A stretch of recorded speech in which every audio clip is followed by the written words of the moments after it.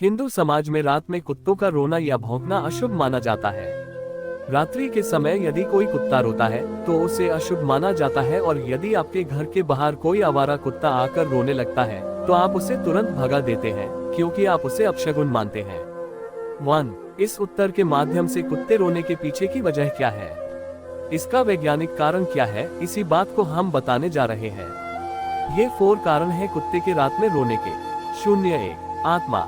ज्योतिष इस बात को मानता है कि कुत्ते उस वक्त अधिक रोते हैं जब आसपास कोई आत्मा होती है। कुत्ते आत्मा को देख सकते हैं। हालांकि ज्योतिष इस बात को सच मानते हैं, लेकिन मैं नहीं मानता हूँ। 02. हाउल।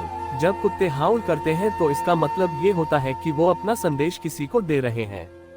हाउल करके ही वो अपना संदेश अपने साथियों तक पहुंचाते हैं। 03. अकेलापन। इसके अलावा कुत्तों को अकेले रहना पसंद नहीं होता है, इसलिए जब वो अपने आप को अकेला पाते हैं या अकेलापन महसूस करते हैं तभी वो ऐसा ही करते हैं। 04. दर्द। जब एक कुत्ता हाउल करता है तो असल में वो अपने दूसरे साथी को अपनी लोकेशन बता रहा होता है। इसी के साथ ही वैज्ञानिकों की माने तो अगर कुत्ते दर्द में हैं तो भी वो ऐसा करते हैं।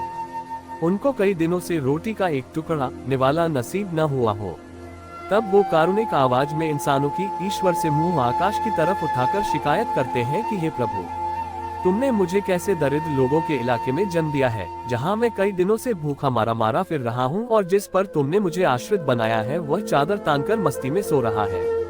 इसे दंड दो प्रभु। तब प्रभु ने कहा, ठीक है, मैं कोरोना को भेज रहा हूँ, जल्द ही तुम्हारे भोजन की व्यवस्था हो जाएगी। ढेर सारी संख्या में इंसान मरेंगे, ये जलाए नहीं जाएंगे। भ्रष्ट नौकरशाही के कारण सरकारी कर्मचारी इन्हें जल्दबाजी में 1-2 फुट गहरे गड्ढे में फेंक कर भाग जाएंगे, तब तुम लोग खा लेना। श्वानों ने कुछ देर सोचा और प्रभु से कहा, नहीं प्रभु, हम ये पाप कभी नहीं करेंगे, हमें भूख से मरना मंजूर है। हम इस धरती के अपने प्रथम और एकलौते मित्र का मांस कभी नहीं खा सकते हैं। हम भूखे पेट रहकर भी उनकी गलियों की गंदगी साफ करेंगे, रात को पहरेदारी करेंगे, उनकी दुत्कार भी सहेंगे, लेकिन ये पाप नहीं कर सकते हैं, वरना इस धरती से हम लोगों के नाम पर जिंदा वफादारी, स्वामी भक्ति, संतोष, आत्मनिर्भरता, त्याग, बलिदान का नामो निशान मिट जाएगा।